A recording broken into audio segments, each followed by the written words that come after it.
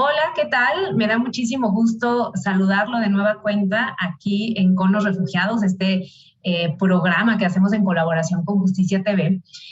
Hace un ratito que no me había tocado conducir, pero me da muchísimo gusto poder estar aquí el día de hoy, donde vamos a hablar de un tema que abordamos aquí dentro del ACNUR, que es el del desplazamiento forzado interno, pero con una particularidad porque se ha presentado aquí desde la Suprema Corte de Justicia de la Nación un manual que tiene que ver con el desplazamiento interno, pero ahora vamos a entrar en detalle en eso. Hace algunas semanas publicamos la cifra de que el mundo ha alcanzado los 100 millones de personas que han sido forzadas a huir de sus hogares en todo el mundo, ¿no? Esto es un récord histórico, ¿no? Que habla de la guerra, del conflicto, de la violencia, de la persecución y de las violaciones de los derechos humanos a nivel global. Bajo el mandato originario de ACNUR, de la Agencia de la ONU para los Refugiados, pues existe este objetivo de proteger y ayudar a las personas afectadas por el desplazamiento forzado, lo cual incluye a las personas refugiadas solicitantes de asilo. Debido a la experiencia en este sentido, la Asamblea General también le ha asignado a ACNUR el coordinar la protección de las personas desplazadas internas, cuya responsabilidad primaria es pues, de los estados nacionales. De esta cifra de los 100 millones de personas ¿no? desplazadas en todo el mundo, la verdad es que la gran mayoría son personas desplazadas internas, 53.2 millones de personas, digamos que han tenido que dejar sus hogares dentro de su propio país, buscando otros lugares donde puedan tener mayor seguridad. Si bien pueden haber huido por razones similares a las de las personas refugiadas, las personas desplazadas internas, como les decíamos, permanecen bajo la protección de su propio gobierno y como resultado, pues eso puede tenerlas también en situación de vulnerabilidad. El desplazamiento interno debido al conflicto y la violencia ha aumentado en muchos lugares. Y además, lo que estamos viendo también con el tema de personas refugiadas se entrelaza con otras causas u otras situaciones, como pueden ser los desastres y los efectos adversos del cambio climático, así como, por ejemplo, también la pandemia por COVID-19, ¿no? Entonces, ahora podemos ver como un poco la complejidad. En México cada vez más escuchamos hablar a nuestras autoridades, a nuestros legisladores, ¿no? a quienes se encargan de las políticas públicas, hablar del desplazamiento interno. Sin embargo, bueno, ahora que entremos en la discusión, veremos en dónde estamos, ¿no? en este sentido, ¿no? Cómo hemos avanzado en el abordaje del desplazamiento forzado interno y cómo nos va a ayudar este manual que ha publicado la Suprema Corte. Entonces, me detengo aquí en esta introducción para presentar a nuestras invitadas, todas mujeres el día de hoy, que nos acompañan. Está aquí Mónica Oechler, ella es asesora jurídica de la Delegación Regional para México y América Central del Comité Internacional de la Cruz Roja. Muchísimas gracias, Mónica, por estar aquí. Muchas gracias a ustedes, un gusto. De casa, Andrea Santos, directora de Estudios e Investigación de Derechos Humanos de la Suprema Corte de Justicia de la Nación. Muchas gracias, Andrea, por acompañarnos. Al contrario, muchísimas gracias. Y bueno, de parte de ACNUR nos acompaña Carolina Reyes. Ella es asociada senior de protección de aquí de ACNUR México y pues especialista en este tema del desplazamiento forzado interno. Gracias, Caro, por estar aquí. Buenos días y muchas gracias. Pues bueno, igual comenzar contigo, Caro. Antes de entrar en materia del manual, quisiéramos tener como un panorama pues más o menos de lo que está ocurriendo en México con el tema del desplazamiento forzado interno. No sé si, ¿qué es lo que podemos saber ahorita de este fenómeno, de esta problemática y por qué es importante abordarla, ¿no?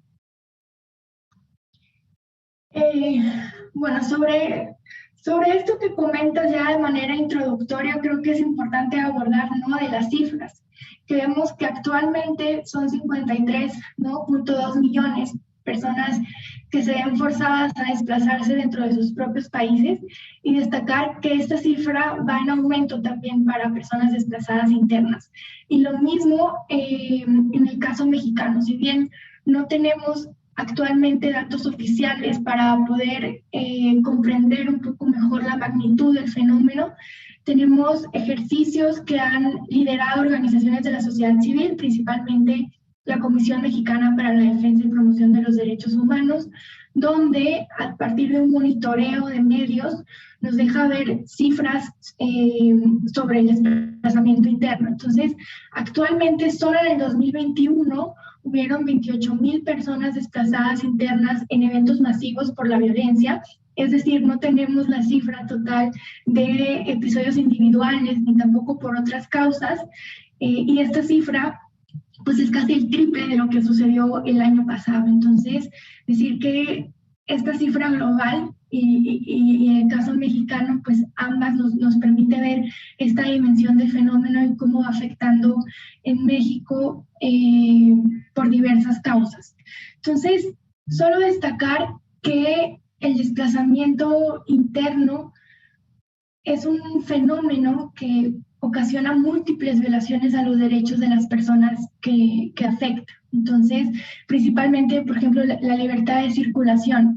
Me detengo en esto porque las personas no pueden quedarse en sus lugares de origen en condiciones de seguridad, entonces no pueden elegir libremente dónde residir y muchas veces es un fenómeno continuo porque tampoco se dan las condiciones para que puedan retornar o reubicarse en otro lugar o integrarse en algún punto. Entonces, decir que afecta múltiples violaciones de derechos humanos, este es un ejemplo como la libertad de circulación, pero que lo importante para poder comprender qué es el desplazamiento interno y es algo que está alineado con los principios rectores que son el instrumento básico que rige, ¿no? la materia, es lo que comentábamos, ¿no? La permanencia en el propio país y este movimiento forzado o involuntario que hace que la persona tenga que huir de su lugar de origen o residencia, porque también puede abarcar, ¿no?, personas que no son nacionales, pero que residen habitualmente dentro del propio país, como personas refugiadas, extranjeras, entre otros perfiles. Y, bueno, todos los impactos que esto genera al abandonar sus lugares de origen. Entonces, actualmente en México y en este panorama es una problemática que apenas se reconoció a nivel nacional en el 2019. Si bien habían esfuerzos a nivel de entidades federativas anteriores con leyes estatales, pero en ese sentido pues está desarrollando actualmente la legislación o la propuesta de legislación y políticas públicas sobre el tema. Entonces, digamos que estamos ante un momento clave de diversos ámbitos para ir generando respuestas ante una problemática tan compleja y ya hay algunos avances. Muchas gracias, Caro, por esta primera aproximación al tema. Con Mónica quisiera ver también desde la perspectiva del CICR, bueno, un poco sí, cuál es el papel del Comité Internacional de la Cruz Roja frente a este fenómeno, pero también si podemos hablar un poco con base en lo que nos ha explicado Caro, de esta cifra, ¿no?, que tenemos sobre todo por una organización con la que trabajamos, de la Comisión Mexicana de Defensa y Promoción de los Derechos Humanos. ¿Qué más sabemos en cuanto a los lugares de desplazamiento, las causas que en México obligan, ¿no?, a las personas a dejar sus hogares? ¿Dónde estamos o tenemos que poner la mirada dentro de nuestro país? Bueno, muchas gracias, Silvia. Pues sí, pues empezar contando un poquito que el Comité Internacional de la Cruz Roja, pues básicamente es una organización meramente humanitaria que trabaja bajo algunos principios como neutralidad e imparcialidad en dos situaciones específicas, en conflictos armados y en otras situaciones de violencia. Y como la finalidad principal es, digamos, mitigar las consecuencias que tienen justamente los conflictos armados y otras situaciones de violencia. Y una de esas consecuencias principales es justamente el desplazamiento forzado interno. Entonces, por eso es que es un tema tan importante para el comité, porque como bien decía Carolina, pues los efectos que tiene en las personas no son únicamente el tener que abandonar su lugar, sino que acceder a los servicios más básicos, como puede ser la alimentación, la vivienda, digamos, pues las cosas más básicas que necesita una persona, se complica cuando una persona está en una situación de desplazamiento. Entonces, desde ahí es una situación pues muy alarmante que requiere la atención pues tanto de organismos internacionales como principalmente de los estados, que al final son los principales obligados para responder en esta situación, ¿no? Digamos. Y acá pues algo importante a recordar es que justamente son personas que no han cruzado una frontera y por lo tanto es su propio estado o el propio estado en el que están el que tiene esta obligación de protegerlos. Entonces, bueno, digamos que esta situación combinado con que los desplazados internos suelen estar en situación de vulnerabilidad hacen que sea tan importante atender la situación. Entonces, bueno, además están en situación de vulnerabilidad porque se tuvieron que mover, pero además esto se suele combinar con otros factores. Por ejemplo, personas desplazadas que son niños, niñas y adolescentes. Por ejemplo, mujeres embarazadas. Por ejemplo, personas con problemas de salud, adultos mayores, personas indígenas, ¿no? Digamos, diferentes situaciones que hacen también que se tengan que tomar en cuenta este tipo de enfoques diferenciados, ¿no? Entonces, bueno, esto es un poco en general. Ahora, en México, pues bueno, la situación principal que hemos visto que está generando desplazamiento interno, pues tiene que ver con la violencia, tiene que ver con, pues sí, violencia generalizada que ocasiona que muchas personas se vean obligadas a dejar sus lugares de origen. También ocurre por desastres naturales. Otro tema importante del que no se habla tampoco tanto, pero que está ahí, es el tema de megaproyectos y desalojos, que también ocasiona que muchas, especialmente comunidades indígenas, tengan que moverse. Y bueno, pues digamos que diría que estas son como las causas principales que estamos viendo. Hay estados en donde los números pues son mucho más alarmantes, como puede ser pues el estado de Guerrero, el estado de Oaxaca, el estado de Chiapas, en el norte Sinaloa, Chihuahua, y es bien interesante porque también podemos ver distintos tipos de desplazamiento según el lugar en donde están ocurriendo, ¿verdad? Entonces, pues bueno, un poco va por ahí, como decía Carolina, estamos en un momento histórico porque por primera vez se reconoce ya que hay una situación de desplazamiento interno y esto hace que ya empieza a haber respuestas, empieza a haber pues informes que nos están diciendo más o menos qué es lo que está pasando, pero empieza a haber también proyectos de leyes y políticas públicas. Entonces es un momento pues muy importante porque si bien es cierto que está creciendo el desplazamiento, también lo es que empieza a haber respuestas por parte del Estado, ¿no? Entonces. Gracias, Moni. Sí, creo que empieza a haber respuestas en diferentes, digamos, ámbitos. Y en ese sentido, quiero irme con Andrea para ver cuál ha sido un poco el abordaje desde la Suprema Corte de Justicia de la Nación. Sabemos que están los proyectos de ley, pero todavía no tenemos, ¿no? Como tal, la ley de desplazamiento forzado interno. Sin embargo, la Corte decide avanzar un poco con la elaboración de un manual. Entonces, cuéntanos un poquito cómo surge esta idea o esta necesidad, desde dónde parten y cuál es un poco el objetivo, ¿no?, que tienen con este manual de desplazamiento.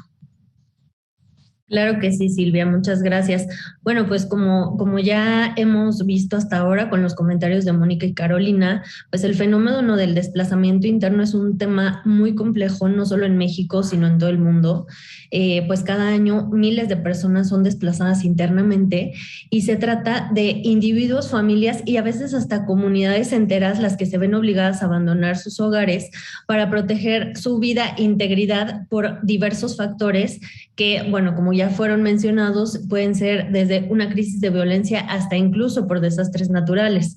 Entonces, en ese sentido, creo que debemos de estar conscientes que el desplazamiento interno, forzado interno, no es un tema nuevo en México, sino que ya se había presentado desde hacía varias décadas con motivo de diversos conflictos, aunque también lo cierto, con las cifras que tú nos acabas de ver, lo cierto es que vemos cómo se ha ido incrementando en los últimos años y bueno, finalmente en México, en 2019, cuando el Estado mexicano reconoció oficialmente la existencia de este fenómeno, se comprometió a atenderlo de forma integral y por eso es que la Suprema Corte, como parte de ese compromiso, junto con otras instituciones e instancias públicas, empezamos a realizar esfuerzos con el fin de planear y construir una respuesta gubernamental a esta problemática.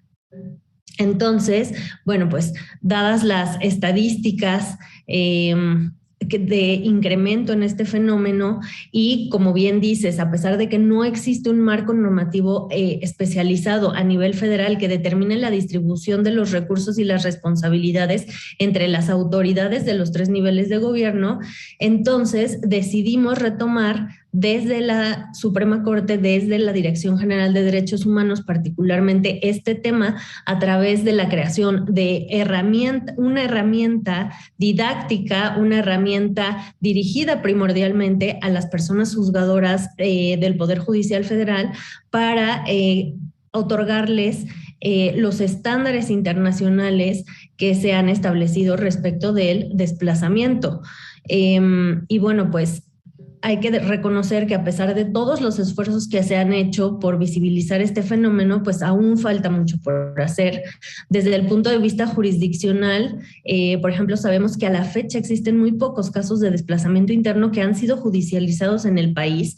Y pues esta situación debemos estar conscientes que responde a diversos factores, entre los que se encuentran, por ejemplo, situaciones de vulnerabilidad de las personas, la posible falta de documentos oficiales, la falta de asesoría, de representación, la desconfianza en las autoridades, entre otras situaciones. Entonces, la Dirección General de Derechos Humanos y la Suprema Corte en general, pues hemos trabajado en conjunto, particularmente en la creación de este manual. Trabajamos junto con la Escuela Judicial para concientizarnos de que las personas juzgadoras de nuestro país deben de contar con una perspectiva enfocada a la protección de los derechos de las personas que son pues víctimas de este fenómeno. Entonces, bueno, únicamente reiterar que si bien la problemática es de reciente reconocimiento, pues estamos poniendo todos nuestros esfuerzos para que esto pueda salvaguardar los derechos de las personas desplazadas internas. Sí, muchas gracias, Andrea. Creo que en el siguiente bloque vamos a hablar un poco más pues de lo que trae, ¿no? De este manual, que además fue coordinado, ¿no? Académicamente justamente por el ACNUR y por el CICR. Entonces, bueno, en realidad es como un trabajo conjunto entre las tres instituciones. Y que sí, sin lugar a dudas, el hecho de que las personas impartidoras de justicia puedan tener a la mano, ¿no? Lo que requieran en materia de estándares internacionales relacionados con el tema del desplazamiento forzado interno, seguramente que será de mucha utilidad. Vamos a irnos a un corte, pero regresamos, seguiremos hablando aquí del manual de desplazamiento forzado interno. Muchas gracias. ¿Qué tal? Regresamos en esta emisión de Con los Refugiados.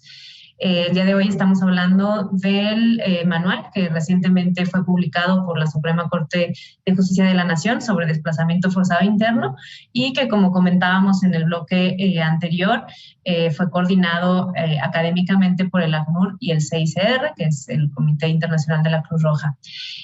Antes de entrar como ya en detalle del manual y dónde lo pueden consultar y qué es lo que contiene, quisiera irme un paso atrás, porque la Corte tiene todo pues un proyecto, ¿no?, más amplio de esta elaboración de manuales de diferentes, enfocados en diferentes asuntos, pues con el fin de orientar, ¿no?, a los impartidores de justicia.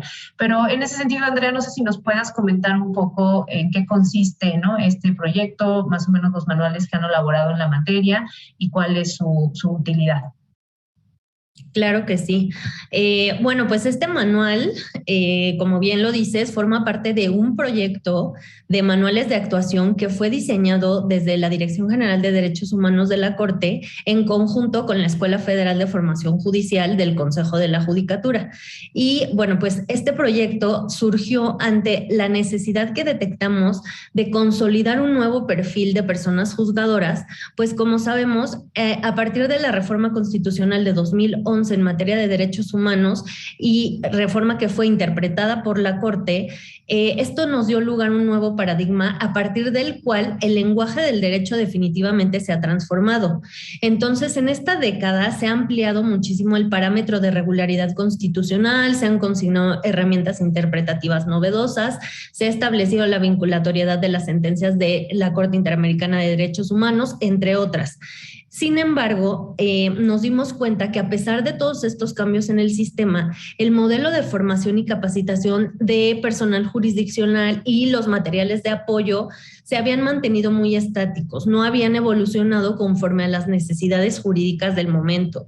Entonces fue cuando, teniendo en mente estas necesidades formativas de todas las y los operadores de justicia, fue que se diseñó este, pues, muy importante proyecto editorial, que fue configurado como una serie de publicaciones que son independientes una de otra y en las que se abordan temas que consideramos fundamentales para la formación de las competencias y de las habilidades en el marco de este nuevo paradigma constitucional en materias, por ejemplo, como juzgar con perspectiva de género. Tenemos algún manual en materia de discapacidad, estereotipos, de proceso penal. También tenemos de derechos económicos, sociales, culturales y ambientales. Y bueno, seguimos trabajando en estos manuales, los cuales además están dirigidos a personas juzgadoras principalmente, pues justamente su objetivo, como ya mencioné, es la intención de actualizar los conocimientos de del personal jurisdiccional. Sin embargo, me gustaría resaltar que cualquier persona interesada en los temas que se abordan pueden consultarlos. Están construidos de manera muy didáctica por personas expertas en los temas. Entonces, bueno, sí, principalmente resultan para la actividad jurisdiccional, pero bueno, cualquier persona puede consultarlos. Algunos manuales además fueron pensados como complementos de los protocolos de actuación que también estamos desarrollando desde la Dirección General de Derechos Humanos, y justamente ese es el caso del manual sobre desplazamiento interno, que junto con nuestro protocolo para juzgar casos que involucran personas migrantes y sujetas de protección internacional, resulta una fuente, tanto el manual como el protocolo resultan una fuente importante de referencia para la impartición de justicia en los casos de movilidad humana. Claro. Pues muchas gracias por explicarnos como el marco más amplio de los manuales que se están trabajando desde esta Dirección de Derechos Humanos en diferentes ámbitos, y ahora pues también se incluye el tema del desplazamiento interno. Y en ese sentido, yo quería pasar ahora contigo, Caro, del ACNUR, para que nos cuentes un poco en esta coordinación académica que se hizo con el CICR, pues cómo se esbozó este manual, ¿no? De dónde toman ¿no? Estos estándares, o incluso también ejemplos, ¿no? De lo que se ha hecho en otros países. ¿Qué podemos encontrar al interior de este manual? Y también a quienes buscaron, ¿no? Como investigadores, investigadoras para contribuir al mismo, ¿no? Claro, Silvia, realmente esta iniciativa es muy emocionante, ¿no? Y fue muy emocionante todo el proceso, y realmente decir que el resultado es la suma de esfuerzos, sobre todo coordinados, ¿no? Una coordinación muy estrecha con el CICR, de poder primero establecer. Cuando la Suprema nos compartió la idea, también fue muy emocionante sumarnos a esta iniciativa y poder entender lo que comentaba justo Andrea ahora, ¿no? Que querían una guía para actualizar al personal del Poder Judicial de la Federación, pero que fuera una guía práctica también, que pudiera tener estándares internacionales, regionales y también de derecho comparado. Creemos que todos esos estándares principales y de derecho comparado reúne este manual, y el esbozo fue justo contemplar los temas más importantes para la protección de los derechos de las personas desplazadas internas. Entonces, podemos ver que en el manual se encuentra desde el concepto de quién es una persona desplazada, ¿no? Partiendo de ahí, y conceptos importantes para que el personal jurisdiccional, ¿no? y quienes puedan aplicar y conocer este manual tengan los elementos básicos que les permitan pues comprender de manera integral estos puntos. También tiene, por supuesto, los derechos, no una amplia gama de derechos que no son exhaustivos, sino es una línea más importante de cómo se pueden proteger estos derechos, cuáles son las principales obligaciones de las autoridades en este sentido. Y aquí me voy a detener un poco, porque justo hay un papel fundamental de las altas cortes que hemos visto a lo largo de la región. Entonces, la Suprema Corte con este manual marca un precedente súper importante, que es el primer manual en su tipo en la región de contemplar en un solo documento estas guías, ¿no?, que debe regir la actuación. Pero hay unos precedentes súper importantes, por ejemplo, en la Corte Constitucional de Colombia, con la famosa sentencia T025 de 2004, donde se da cuenta de que las personas desplazadas internas estaban en una situación de tal vulnerabilidad, que era una vulnerabilidad masiva a sus derechos y de manera muy repetitiva, donde hace una declaración de estado de cosas inconstitucionales, que así se menciona. Y a partir de esta sentencia lo que hace es monitorear, ¿no?, cómo superar esta condición de vulnerabilidad. Entonces, ordena diversas medidas al respecto por parte de las autoridades, y no solo ordena, sino monitorea la actuación para ir viendo cómo van superando esta vulnerabilidad. Entonces, esa sentencia es la macrosentencia, ¿no?, a nivel regional, y este manual retoma esos criterios en varias de sus partes. Inclusive tenemos una persona de Colombia jurisdiccional que participó en la elaboración de este manual, Iris Marín. Y bueno, eso es como un ejemplo. También hay sentencia de El Salvador, donde ahora en un contexto sin ley, porque la Corte Constitucional de Colombia sí tenía en ese momento de la sentencia una legislación específica, pero por otro lado la Corte de El Salvador hace también una sentencia donde justo el mismo punto, ¿no?, del estado de vulneración donde se encuentran las personas desplazadas, y lo que hace esta sentencia de El Salvador, que surge de un amparo, es ordenar diversas medidas, entre ellas una legislación. Y gracias a esa sentencia se logran en El Salvador, y bueno, de la suma de voluntades, contar con una legislación específica. Entonces vemos cómo desde el Poder Judicial hay un rol clave para la protección de derechos y la respuesta estatal en ese sentido. Entonces, estos criterios de estas cortes, junto con otros y también del sistema interamericano, se recogen en el manual, en este capítulo de obligaciones, y de manera transversal en otros capítulos. También del monitoreo que se ha hecho por la COMBI, podemos ver cómo afecta el desplazamiento de manera significativa a personas de pueblos y comunidades indígenas. Entonces también tiene esta perspectiva del manual, y desde luego tiene este enfoque de interseccionalidad y enfoque diferencial de manera transversal, aunque un capítulo lo aborda de manera específica. Y como no solo es la protección de los derechos, sino también involucra la restitución de los derechos, involucra un tema de reparaciones y soluciones duraderas. Finalmente, el último capítulo aborda el desplazamiento interno como desplazamiento arbitrario, ¿no?, para poder analizar cuándo constituiría este carácter de arbitrariedad, porque son los desplazamientos o las conductas que deben ser tipificadas como delito a nivel interno. Entonces, si bien actualmente el desplazamiento no está tipificado a nivel nacional como delito federal, sí hay algunas entidades federativas como Sonora, Sinaloa y Guerrero que han hecho estos esfuerzos para tipificarlo. Entonces, también con miras a que tenga la perspectiva el manual de no solo reunir los estándares actuales y como los avances normativos actuales, sino también en aras de poder contemplar estas situaciones de tipificación que pueden haber, ¿no?, a nivel federal o en otras entidades federativas, de ir avanzando, como decía Andrea, de no tener una cuestión estática, ¿no?, sino que pueda responder a las necesidades. Se abordó este último capítulo para poder dar directrices, ¿no?, desde el Poder Judicial de la Federación, de cómo responder ante un delito del desplazamiento arbitrario, ¿no? Entonces, decirles que este manual contó con personas expertas, sobre todo conocedoras de estos estándares internacionales y regionales, y también de la situación en México, para hacerle una fusión de tan importante,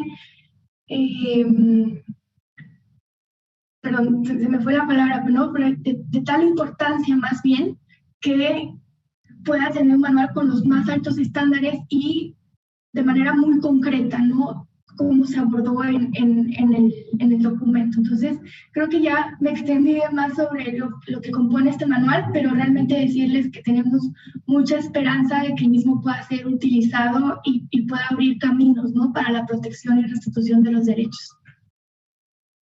Sí, así es, Caro. Creo que esto último que mencionas, ¿no? De la esperanza, además, claro que tu emoción al explicarlo transmite mucho de lo que se busca o cómo se ha construido este manual y lo que esperamos de él. Y hacia allá voy contigo, Moni, desde el CICR también. ¿Cuáles, o sea, cómo ven ustedes que este manual pueda ser utilizable? Hace ratito Andrea nos comentaba que son muy pocos los casos en México que se han judicializado. No sé de los casos que sí se han judicializado en México, qué ha pasado con ellos, pero me imagino que ahí pues todavía hay varios retos. Pero ¿de qué forma ustedes consideran que se pueden usar pues los hallazgos de este manual? Para pues justamente avanzar, ¿no?, en esta materia en el caso mexicano. Sí, bueno, muchas gracias, Silvia. Es una buena pregunta porque en realidad los estándares y lo que existe en materia de desplazamiento interno pues está como regada por distintos instrumentos, ¿no?, tanto internacionales como nacionales. Entonces, por ejemplo, encontramos protecciones a los desplazados internos en Derecho Internacional Humanitario, en Derecho Internacional de los Derechos Humanos, por analogía Derecho Internacional de los Refugiados, Derecho Nacional, ¿no? Digamos que hay muchas cuestiones en donde hay protecciones para personas desplazadas. Pero claro, el gran reto cuando le llega a un juez un caso de estos es, pues, ¿por dónde empiezo, verdad? ¿Por dónde empiezo cuando hay tantas cosas y no hay una ley específica sobre la materia?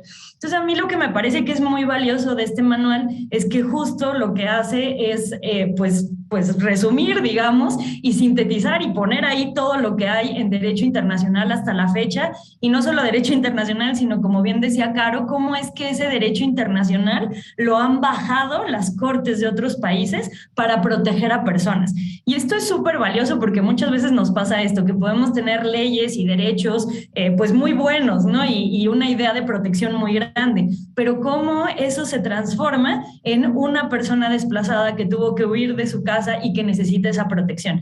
Entonces, para el CICR y pues en general creo que lo valioso de este manual es esto, ¿no? Que es una herramienta que nos permite bajar esos estándares a que puedan ser aplicados en casos específicos. Y efectivamente en México han llegado ya algunos casos al Poder Judicial, pero la discusión, digamos que ha estado todavía centrada en cuestiones muy básicas, ¿no? Por ejemplo, uno que fue muy famoso fue el caso de una familia en Chihuahua que tuvo que ser desplazada y que para recibir protección, digamos que la Ley General de Víctimas establece que las personas desplazadas pues pueden recibir atención como víctimas. Pero acá el problema fue quién las reconoce como víctimas.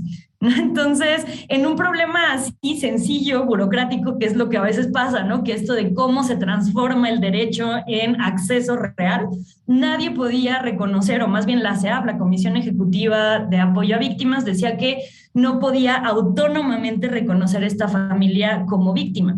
Y lo que hizo un tribunal colegiado en materia penal fue decir, sí tiene la facultad la CEAV de decir que estas personas autónomamente son víctimas de desplazamiento interno. Entonces, digamos, es algo muy importante porque se garantizó la protección a esta familia y fue pues uno de los primeros casos que hubo de desplazamiento interno, pero pues obviamente todavía el camino pues es muy grande y, como bien decía Andrea, tiene que ver también con las barreras al acceso a la justicia que tienen las personas desplazadas, ¿no? Entonces, para que el manual sea útil, también se necesita el apoyo de otros muchos actores, ¿no? Como la sociedad civil, como abogados y abogadas que puedan presentar este tipo de casos también en sede judicial para que podamos tener también cada vez más pues precedentes y sentencias sobre esta temática, ¿verdad? Entonces, pues digamos que es eso, o sea, el manual como instrumento académico creo que es muy valioso, pero creo que lo más importante acá es que pueda de verdad traducirse en esta protección a este grupo que está en una situación vulnerable tan clara. No sé, y se me viene esta pregunta a la cabeza. ¿Cuánto tiempo, por ejemplo, le tomó a Colombia, ¿no?, empezar a tener sentencias, ¿no?, en esta materia? O sea, vaya, porque no es de la noche a la mañana, ¿no? Entonces, también para poner en perspectiva, pues, cómo se van construyendo estos marcos. Sí, bueno, acá la situación tanto de Colombia como de El Salvador, ya los números de personas desplazadas eran impresionantes, ¿no? Digamos, ya había una situación, pues la misma Corte de Colombia lo especificó y dijo que era una situación masiva de violaciones a derechos, en donde no era solo una autoridad la implicada, sino muchísimas. Entonces, sí, la situación ya estaba desbordada en Colombia y en El Salvador lo mismo, digamos, ya los niveles de personas desplazadas por violencia pues eran muy, muy altos. Y es ahí donde llegan estos casos a las Cortes Constitucionales. Y creo que lo valioso es que, pues, digo, protegieron a esas familias en particular, pero fueron más allá, como dijo Caro, en la creación de leyes, de políticas públicas, pero además algo muy interesante, por ejemplo, de la Corte Constitucional de Colombia, de esta famosa T025, es que crea una sala de seguimiento de los casos. Entonces, no es solo atiende a la problemática, atiende estos casos, sino es voy a monitorear cómo estás cumpliendo con todos estos estándares que yo estoy teniendo. Entonces, esto también puede servir de inspiración muchas veces de cómo no solo resuelven, sino luego tenemos otro reto muy especial en el tema del cumplimiento. Entonces, ha sido, pues sí, una sentencia pues fundamental. Incluso la de El Salvador ganó uno de estos premios de sentencias en 2018. Y pues sí, lo que hace en su gran mayoría es retomar esta sentencia de Colombia, ¿no? Entonces, sí. Pues sí, creo que eso tendremos que revisar esa mega sentencia, no sé cómo le llamó Caro. Vamos a ir nosotros a un segundo corte. Seguimos con los refugiados hablando de desplazamiento interno. Hola, seguimos aquí Con los Refugiados. Hoy hablamos del tema del desplazamiento interno y de pues un manual que acaba de publicar la Suprema Corte de Justicia en esta materia.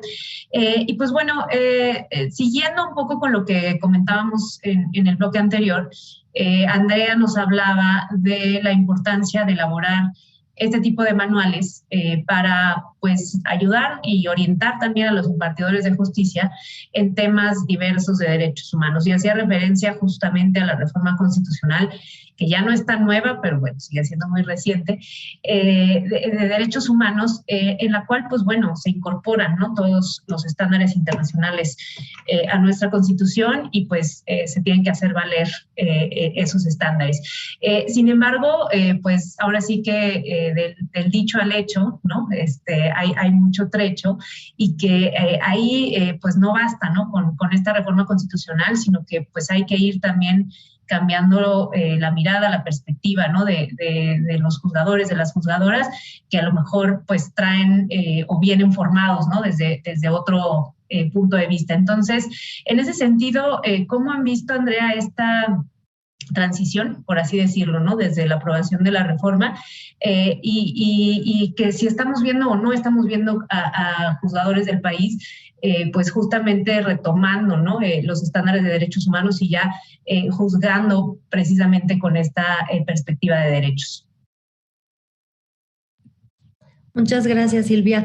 Pues sí, como bien dices, la reforma constitucional, pues bueno, no es tan nueva porque ya lleva al menos una década. Entonces, bueno, pues ha sido un proceso de actualización, como bien decía en el bloque pasado, no solamente tiene una reforma implica transformar las leyes, sino además la aplicación es lo que resulta muy relevante. Entonces, bueno, pues en esta década sí se ha ampliado el parámetro de regularidad constitucional y hemos consignado herramientas interpretativas novedosas. También se ha afirmado la obligación de las y los juzgadores federales de realizar un control oficioso de convencionalidad en las normas, lo que ha permitido justamente que las personas juzgadoras retomen cada vez más los temas de derechos humanos.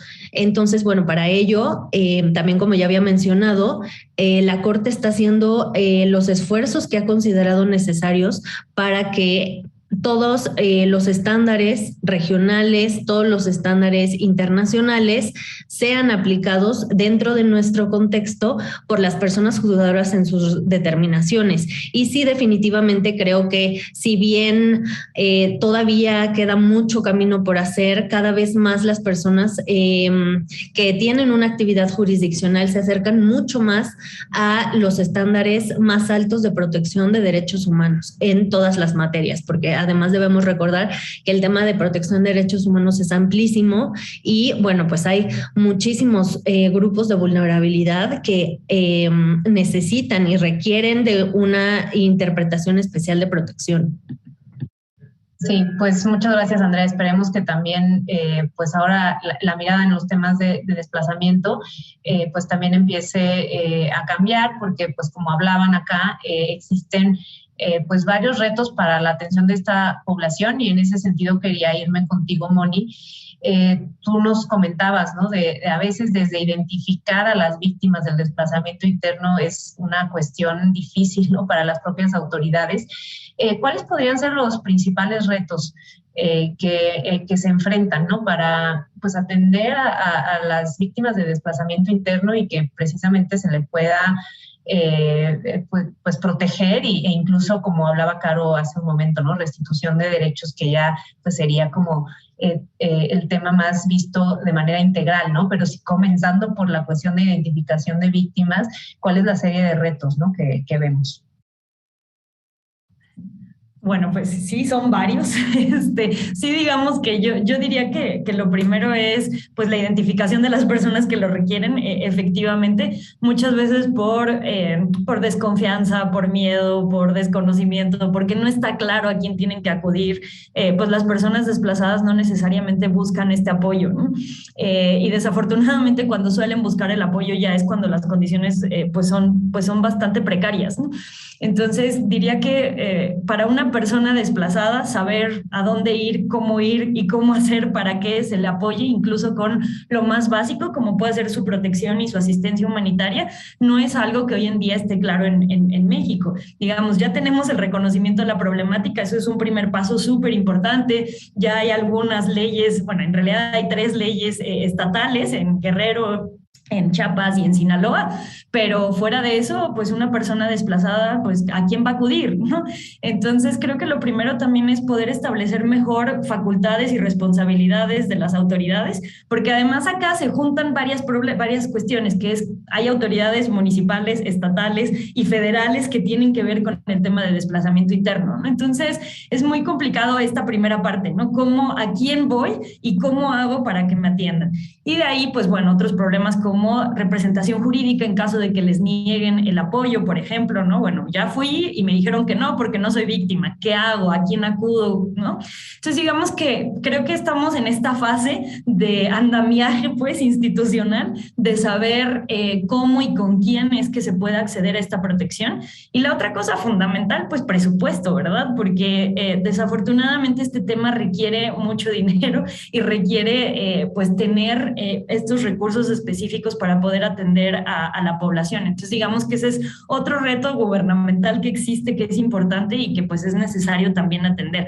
Y ahí, claro que, por ejemplo, organizaciones con mandatos humanitarios, como puede ser el ACNUR, como puede ser el CICR, pueden apoyar, pero este apoyo pues tiene que ser, digamos, pues apoyo, ¿verdad? La responsabilidad primaria al final siempre va a ser de los estados. Entonces, creo que los retos en este momento en el que estamos son muchísimos, pero que el simple hecho de que ya se esté reconociendo la situación y que incluso lugares como el Poder Judicial y como este manual están empezando a tomar acción, pues nos da una pauta grande para empezar a hacer algo, ¿no? Entonces, bueno, creo que hay muchos retos, pero hay luz y eso ya es algo muy importante en lo que pues toca aferrarse y hacer que esto se construya, ¿no? Sí, un poco, y voy con Caro de ACNUR, hablando de las leyes estatales, no sé, creo que a lo mejor para nuestra audiencia a lo mejor tiene desconocimiento, ¿no? De que podían existir estas leyes estatales. En realidad, ¿qué han significado un cambio, sí o no, en estos estados? ¿O justamente se vuelve a complejizar porque pues no todo el mundo está como en el mismo canal, por así decirlo? Entonces, ¿cuál podría ser el balance, ¿no? de las legislaciones estatales que existen hasta el momento? Pues también en dónde estamos parados con la legislación federal, porque hay ahí, no sé si uno o varios proyectos, Caro, ya nos explicarás mejor, pero dónde estamos en este proceso legislativo, ¿no? Creo que es una excelente pregunta, Silvia, porque justo es lo que comentaba Mónica, ¿no? De sí tener claridad en esta parte institucional, ¿no? Pero también tener acompañamiento de presupuestos, ¿no? De otras acciones que van encaminadas también a una respuesta integral. Entonces, el balance, por ejemplo, vamos a hablar específicamente de Chiapas. Chiapas fue un estado que lideró, ¿no? La respuesta estatal al tema del desplazamiento interno y desde 2012 cuenta con su legislación específica. ¿Qué pasa?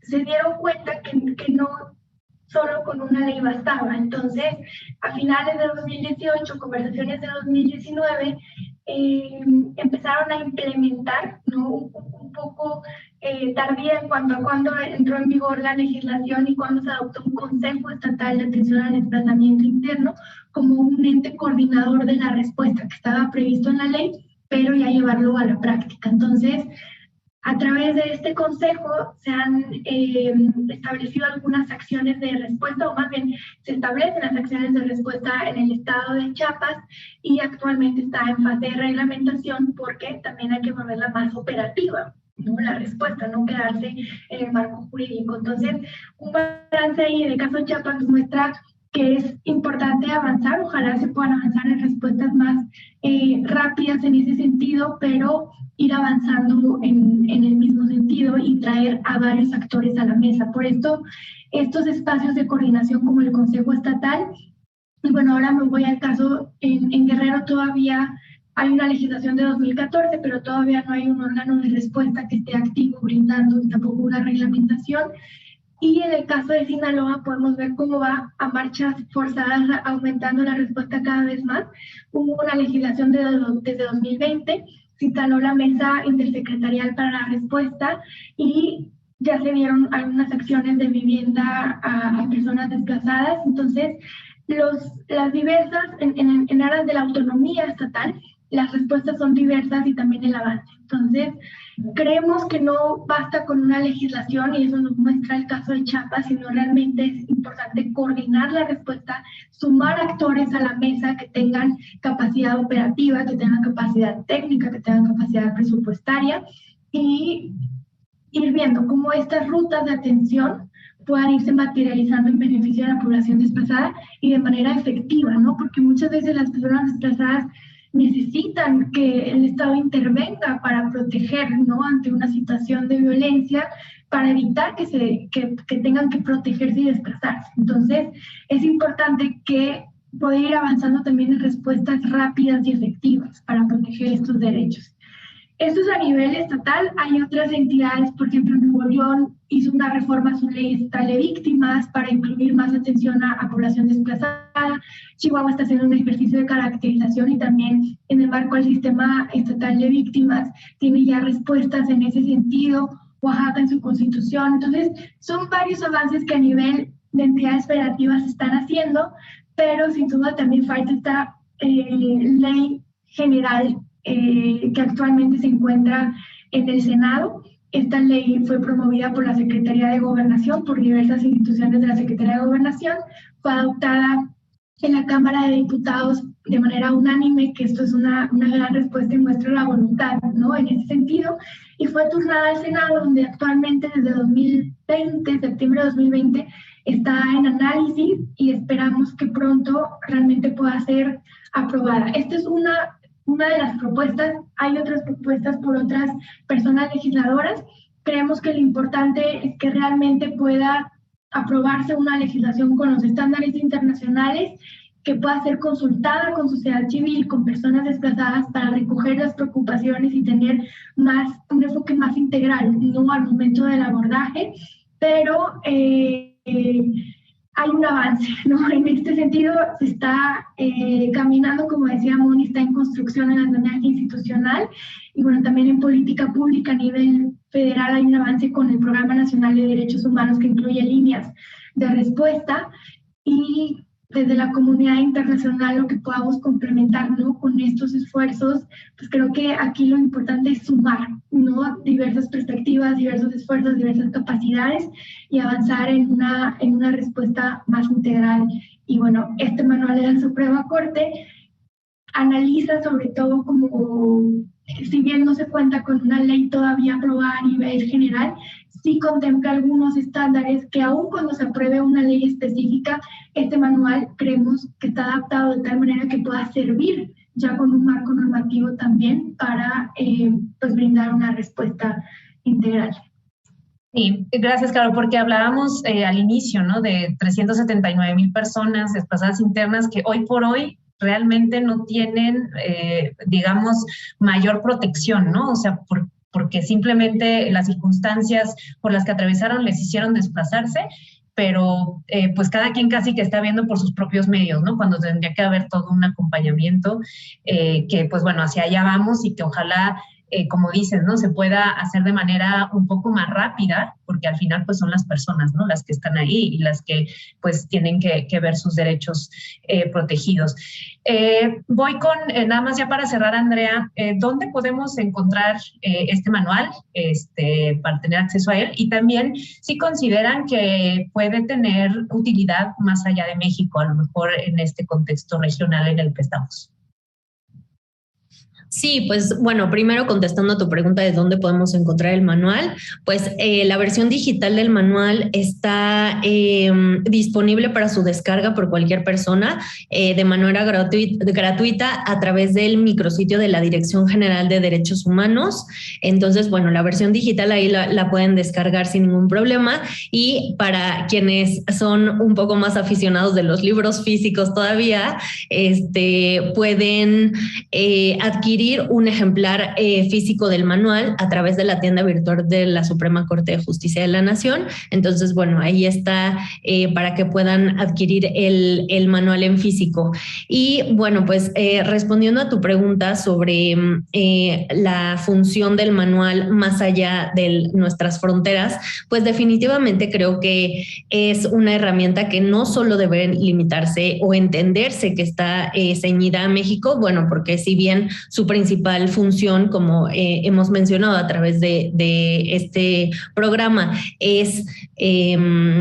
va dirigido a personas juzgadoras de México y es encaminar precisamente la función jurisdiccional de México, como nos ha sucedido de hecho con otros manuales, personas extranjeras, sobre todo latinoamericanas, han retomado de cierta forma nuestros manuales a forma de guía o de herramienta, no necesariamente para fundamentar, pero bueno, también como decía Moni, al contener estándares regionales y al contener también estándares internacionales, pues definitivamente puede ser utilizado no solo por personas en México, sino pues en todo el mundo. Pues ya lo escuchó, entonces pues ahora sí que se pueda difundir, ¿no? Lo más posible, porque pues esto pues puede ser de utilidad. Digo, lamentablemente el desplazamiento interno se encuentra presente en muchos países y qué mejor que podamos tener las mejores herramientas disponibles, ¿no? Para hacerle frente.